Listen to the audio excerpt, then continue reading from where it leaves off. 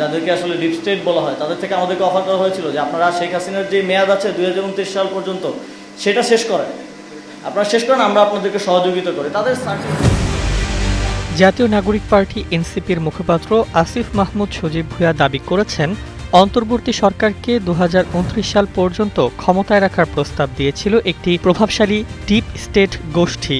বৃহস্পতিবার মহান স্বাধীনতা দিবস উপলক্ষে রাজধানীতে দলটির কেন্দ্রীয় কার্যালয়ে আয়োজিত এক আলোচনা সভায় তিনি এ মন্তব্য করেন। আসিফ মাহমুদ বলেন, দায়িত্ব গ্রহণের পরপরই বিভিন্ন শক্তিশালী প্রতিষ্ঠান থেকে এমন প্রস্তাব আসে যেখানে সাবেক প্রধানমন্ত্রী শেখ হাসিনা নির্ধারিত মেয়াদ পর্যন্ত ক্ষমতায় থাকার বিষয়ে সহযোগিতার আশ্বাস দেওয়া হয়েছিল, তবে এর সঙ্গে কিছু শর্তও যুক্ত ছিল। RICL TMX, যুগের পর যুগ স্থাপনা থাকে মজবুত। তার ভাষ্য অনুযায়ী ওই প্রস্তাবে একটি রাজনৈতিক রোডম্যাপ দেওয়া হয়, যেখানে তারেক রহমান সহ বিএনপির শীর্ষ নেতাদের সাজা বহাল রেখে তাদের নির্বাচনের বাইরে রাখার কৌশল অন্তর্ভুক্ত ছিল।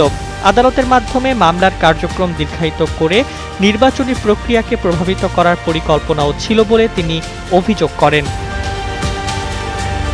আসিফ মাহমুদ জানান, ডিপ স্টেট ক্ষমতায় টিকে থাকার একটি পূর্ণাঙ্গ কৌশল দিলেও এনসিপি তা প্রত্যাখ্যান করে, বরং অবাধ ও সুষ্ঠু নির্বাচন নিশ্চিত করতে দলটি স্বেচ্ছায় অন্তর্বর্তী সরকার থেকে সরে দাঁড়ায়। বর্তমান সরকারের সমালোচনা করে তিনি বলেন, যারা একসময় লেভেল প্লেইং ফিল্ডের দাবি তুলেছিল তারাই এখন বিতর্কিত ব্যক্তিদের গুরুত্বপূর্ণ পদে বসিয়ে নির্বাচনী পরিবেশকে প্রশ্নবিদ্ধ করছে।